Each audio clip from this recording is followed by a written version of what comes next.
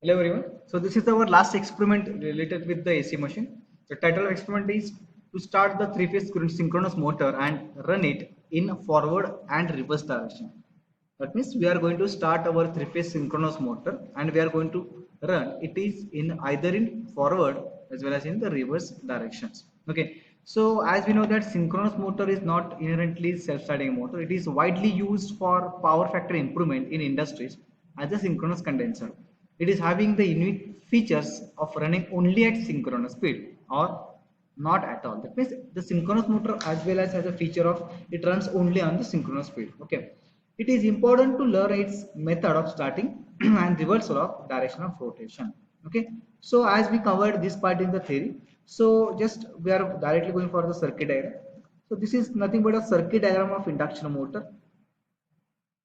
Now, as we know that synchronous motor is not self-starting, so we are using the three-phase auto transformer as a starter purpose or as a starting purpose. Okay, so this three-phase auto transformer as a starter we are using for starting of this three-phase synchronous motor. Now, once this synchronous motor is received its this rated value, that means it's achieved or this approaches nearly to synchronous speed, then we will switch on this particularly field winding. Okay, this is part of the synchronous winding stator, while this is nothing but the field winding of synchronous motor.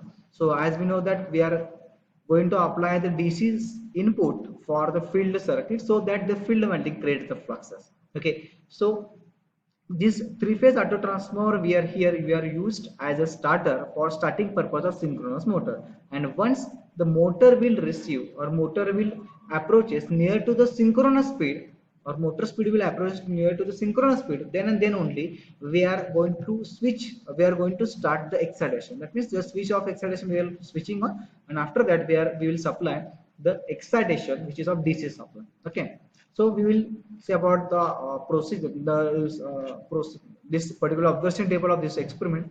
So for this observation table, you have to write the, you have to measure the values of synchronous speed. Firstly, you have to, already it is mentioned on the template, as well as you should calculate, you should measure the values of stator voltages of with the different readings, AC line current, that is input current of the synchronous motor, switch positions, and speed of motor. Okay, now once the motor is having that value, that means if the switch position is the second position, then the motor will receive as a synchronous speed. The switch are here. Okay, the switch is here, actually it is connected here. Okay, first switch is here, second switch is here. Okay, the second switch is used to supply the DC excitation. That means you can show, you can see in the circuit here, this second switch is used to supply the DC excitation to the field winding of synchronous motor. Now once I started the second switch, then the motor will obviously it has the synchronous speed value. And now second table is regarding the reversal of rotation. Now here,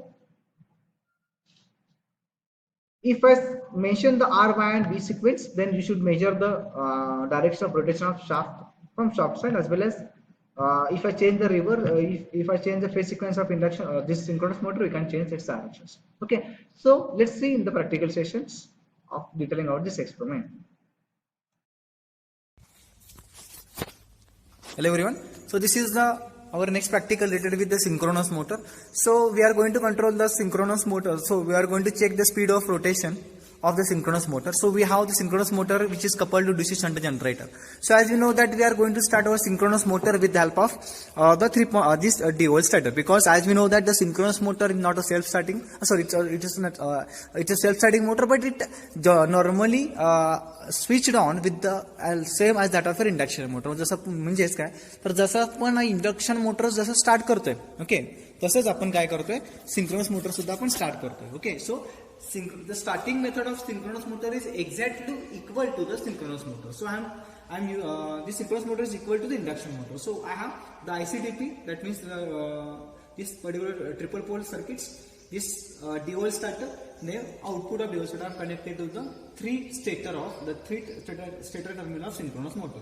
Now I am going to check only the rotation of your synchronous motors. Okay, firstly by using these connections I am checking the its rotation, now by exchanging any two terminal, म्हणजे इथे मी काय केलं बघा, are to are ला जोडले, इथं मी हे B phase B two B ला जोडले, वाय टू वाय ला जोडले. ओके, सो मी काय करते, मी मोटर स्टार्ट करते as per normal sequence. Okay, आणि एकदा एका डायरेक्शन मोटर चेक करायचे.